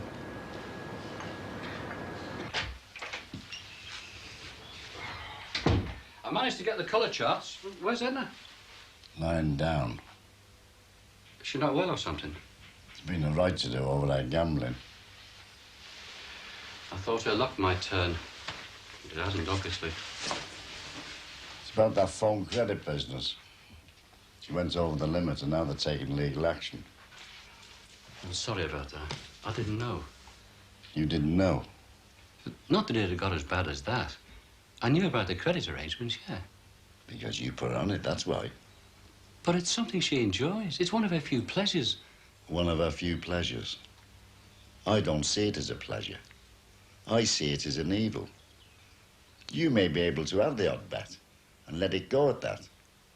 She can't. I see it as an evil. You're right, Harry. I didn't really think it through like that. Look, I'm not short of money now. The insurance came through this morning for Grace. Would you let me meet the debt? At least as an immediate loan. All right. Suppose I do say yes. I'm still left with a problem. I mean, I know you're busy decorating. But the way I see it, Ralph, I can live with a few unpainted rooms. But with a compulsive gambler, no. And I want Edna to stop. And at the moment, you're her main accomplice. That's not true, Harry. And if I was going to give it up, I'd do far better with Ralph around. He'd back me up, I know he would. I'd be grateful if over the next few days you got your things together and went home. If that's what you want. Oh, Harry, to that empty house. Well, he should see what it's like, shouldn't he? He ought to go and find out what it's like to sit there with no one coming in. To put 2 cups out and realise there's only one. Harry, that's a terrible thing to say. It's had to be said, Edna. Well, am I right? What are you doing here? Facing up to being on your own? Or running away from it? Oh, Harry, no. He's got a point. It's being cruel to be kind. He's not doing it for your sake, Ralph. He's doing it because he's jealous. You must be joking. But I'll tell you what. Him giving you that credit thing was a stupid, wicked thing to do. Despicable. That's why I want to get rid of him.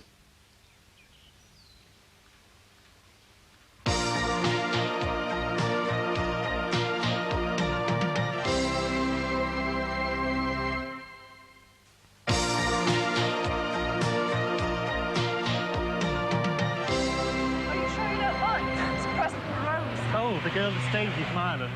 Yes, that's right. I heard this morning she had a baby girl. No, you don't want to traipse them back to the office. Anyway, gives me an excuse to come round.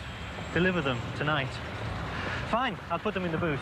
Why did you park down here? Want to nip in there? See if they had any pics of the stars of Coronation Street. What? Not for me, for my friends. I've got a group of old ears on one ward who've been watching the programme for 24 years. Oh, 24 years? Yeah, it's the show's birthday or something this week. They were so excited to think I might see someone from Coronation Street. Oh. I said not in the Royal Infirmary.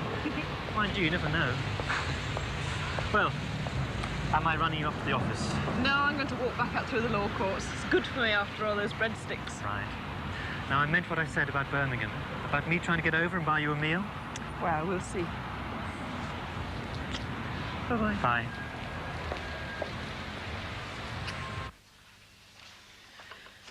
He's going to try and doze off a bit now.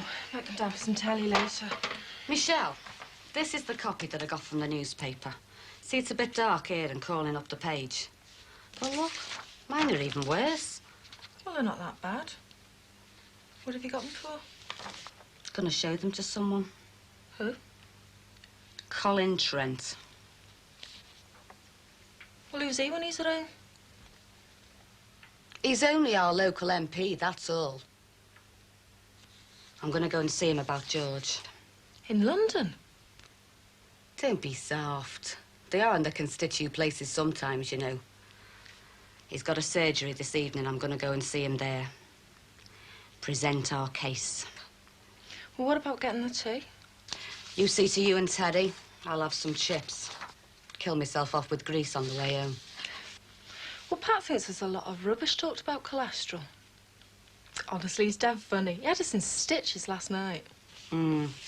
Well, I mean, I know it's not Terry's fault, but he's hardly a bundle of laughs at the moment. Now, you listen to me. Terry's doing all right. He's been very seriously ill. You don't just shake that off. Psychologically, I mean. I know. Oh, come on, I hope you decide what to wear. Tom, I want to look... Well, I don't want to look like you'd expect a prisoner's wife to look. I know.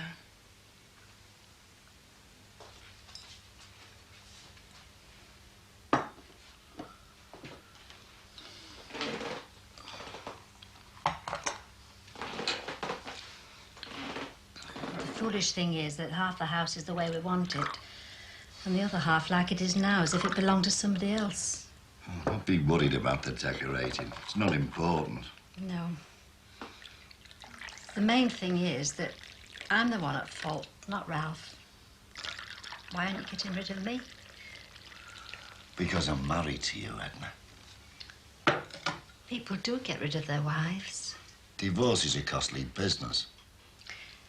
I think we argue less with Ralph around. I think it oils the wheels of conversation. Do you? I never fancied Ralph, you know. Not like I did you. He cut a poor figure, really, by comparison. It was just that we liked to chat, that's all. He was kind, and he didn't make cutting remarks. But I didn't fancy him, not in that way, anyway. And I'm sorry, Harry. Couldn't he stay? Just till he's done the bedrooms and got over the loss of Grace. Just how long do you anticipate? Well, I was thinking,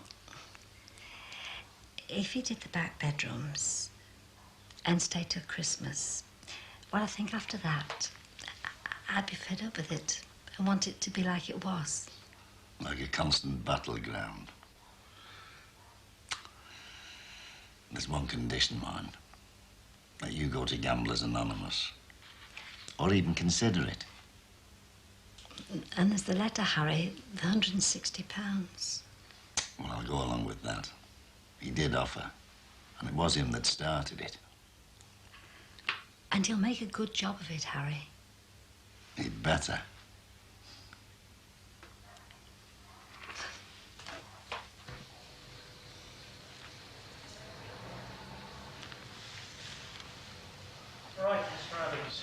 send that letter off and you should see some results in the next few days. All right. Thank you very much. Bye-bye now. Bye-bye.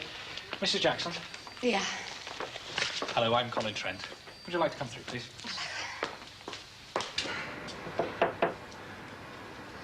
Come in. Sure it's all right me being here? Yeah, that's fine. I've boxed it off with Frankie Bennett. What about them to five me? It's how's it working out, isn't it? No one will get upset or start smashing the place around because they see you in here with me. Sit down, lad.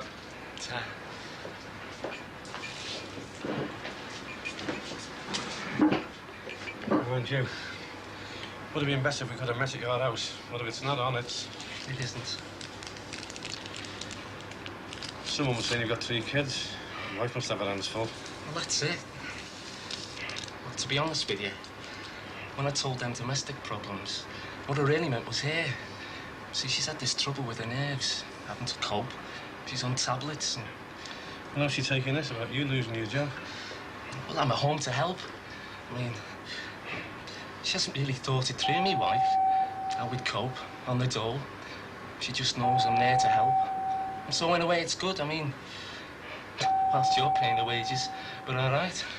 Look, lad, I want to put something to you, eh? I don't want you jumping down my throat, all right? What if I go and say that, well, lately you've been worried sick about your wife and your kids, and that no matter how much you wanted to do a good job, you couldn't because your mind was on them. I mean, that's why you came in for all this flack, you know, because you did do a lousy job. And I mean, although they really leaned on you, lad, well, they were justified. No, you see, because I was all right until he moved me. I mean, I still had those same worries then. I just wasn't victimised before. Oh, hang on, son, hang on. Victimised is an emotive word, isn't it? I mean, all right, so he might have been picking on you, but I mean, why was it? I mean, was it because you had blue eyes or what? Don't believe me in this. It's called playing the devil's advocate, okay, and it's part of my job. Now, all right, so they moved you. I mean, why couldn't you do the work? I mean, did it coincide with things going wrong at home, lad, or is it just so long since you've done this at your last bin that you've got rusty or what? For God's sake, John, try and help me, lad. Give me something to go on. I need this job back, Mr. Grant. I know you do, yeah. Look, I think it might help if you can get a copy of that reference from your last firm. You know, the one you say the kids tore up. I really think it'd help. Well, do you think they'd still have it? I mean, after all this time, like... I'm sure they would, yeah, they'd have a copy, wouldn't they? Cars there, southwest, yes, I'm sure they would. I don't see the point, really. Why was it that bad? No, it's good. Hard working, all that business. But it's be in your interest to produce it. I can't, me kid. A copy, man. Look, I'll send for it, all right. I'll get it sent here. Please don't. Don't want them to know that I've been dismissed. It's like a pride thing, really. I know it is, lad, but honest, you're wrong this time. Please, Mr. Grant. Hi. Oh, George, this is John Crosby. John, George Williams, the regional secretary. Hello, John. In relation to me, lad, he's management. Oh, take the notice. Look, you just carry on. I don't mind me. Well, actually, I must be shooting now. It's bath night tonight. Should be struggling. All right, son, I'll keep in touch, eh? See you. Right. Well, now that I've found you, I've got Janet Hanson outside in the car. I want you to meet her. Who? Janet Hanson from the research department. Oh, yeah, I know. Just made that an officer of me. That's right. Equal opportunities, sexual discrimination. I think it's important that you should know her brief. So why don't we go and have a chat and a drink? Yeah, all right, if you want to. Hey, look, Bobby, don't get too bogged down in all this sub stuff, man. Nice and laid back on this one. The big job is still to come. Look, George, I'll do my job, and I'll do it the way I want to do it, eh? Stuff the big job round the bloody corner. How do you explain the barman's testimony? Lies. Look, I know George drew that diagram. But why? Why's got to matter, hasn't it? Otherwise, where's the justice? Well, let me get it clear. You aren't going to go ahead and appeal because you can only appeal against the sentence, not the conviction. I don't think that's fair either. No, that's the statute.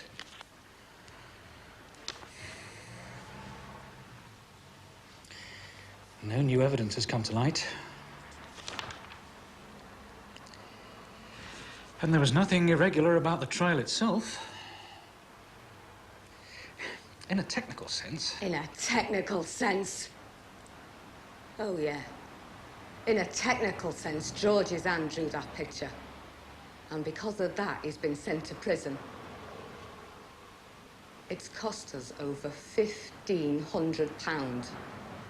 His job, and maybe the future of our kids. Lay about some villains, they get off. Slip somebody the odd fiver here or there, wads of notes if they need to.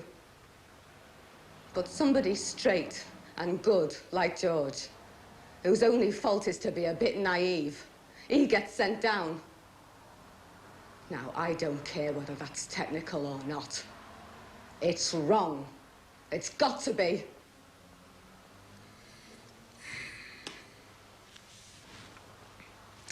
Two things. If you did start up with some sort of a campaign, he would be out before you saw results. And if the campaign made some sort of a splash, in the local press, for instance, it could rebound on your husband. I mean that within the prison itself, the staff could make life difficult for him. It has been known to happen. It'll be in the local press, all right. They are. It's a bit faded round the edges, but...